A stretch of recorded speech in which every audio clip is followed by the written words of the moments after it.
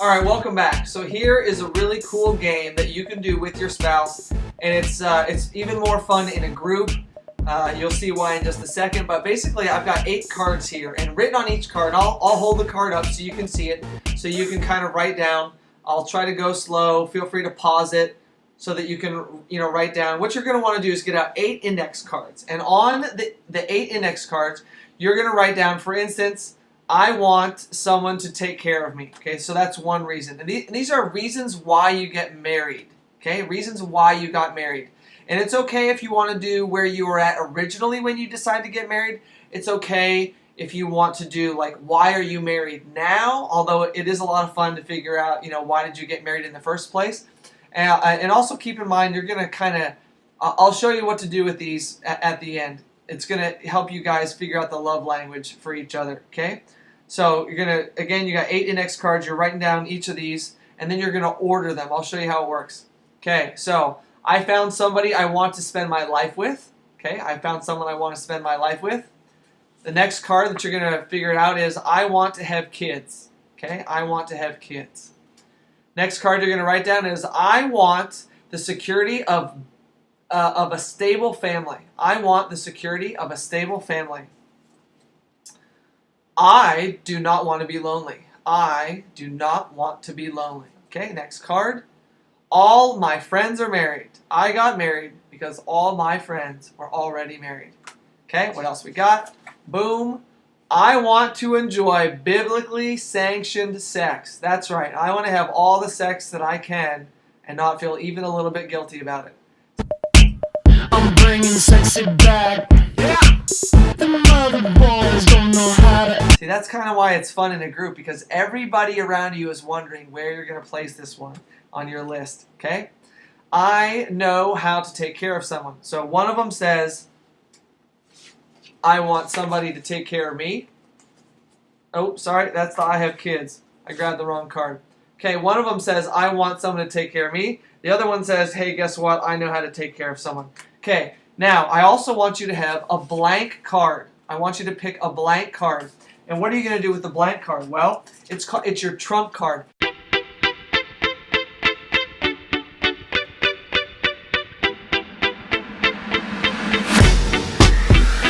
Let's say your reason cannot reasonably, with an all good conscience, be picked out to put at the top of that list out of those cards.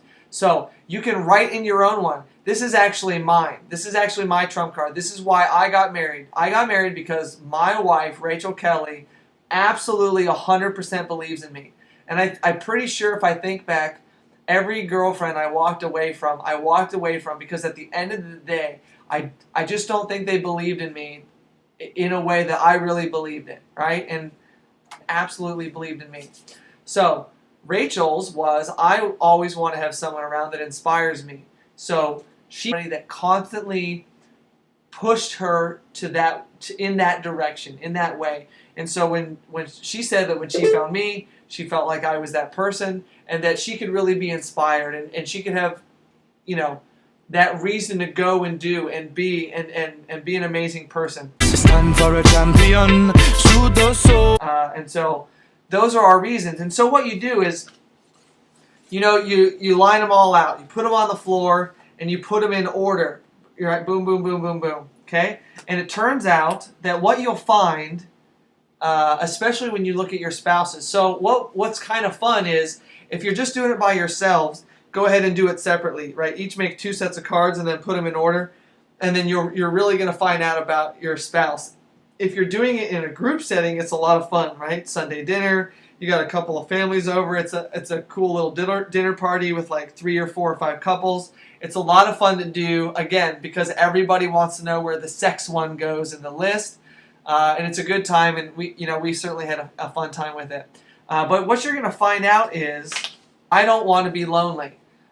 If you find out that your spouse has this up near the top of their list, there's a good chance that their love language is quality time, right?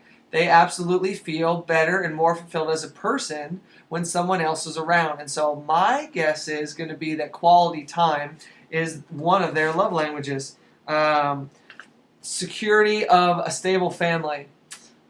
Boy, That one's kind of tough to fit into a love language. You know, this is really something that a lot of couples share in terms of this usually means finances, right? If finances are important, financial security, the stability of knowing where you're going to sleep at night, you've got a house, you've got the food covered. So that one would be really tough to turn into a love language, but I might be able to say acts of service, right? Acts of service. I want the security of a stable family. So acts of service, I think, probably has a lot to do with stable family and maybe even some quality time. The fact that both people are around each other on a regular basis. I found somebody I want to spend my life with. Again, that's a big giveaway in terms of quality time. This one is not hard to figure out what the love language is there. And you know what we found out, which was really interesting? We had about 4 couples, 5 couples, and every single one of the couples had one of the partners in which this was up near the top of their list, and one of the people in every single instance there was somebody that was a physical touch was their primary love language. So far to date, I have never met a couple in which neither spouse has physical touch as their primary love language. So that's interesting. So if you're that couple, definitely write me a comment.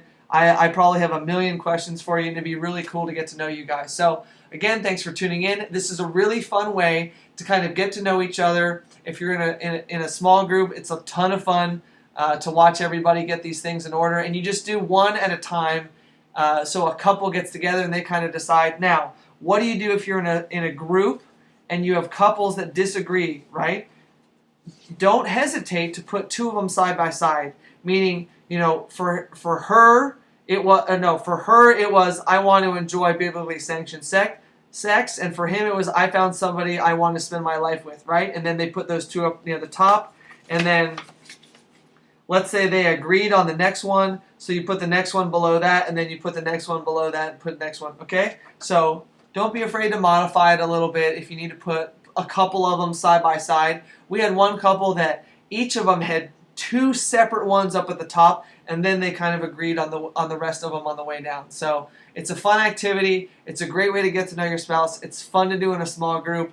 And if you have any questions, hit me up, shoot me a message, and I'll help out any way I can. And don't forget, if you find a couple that neither person is physical touch for their primary or secondary love language, you definitely got to let me know. Thanks again for tuning in. Have a great night.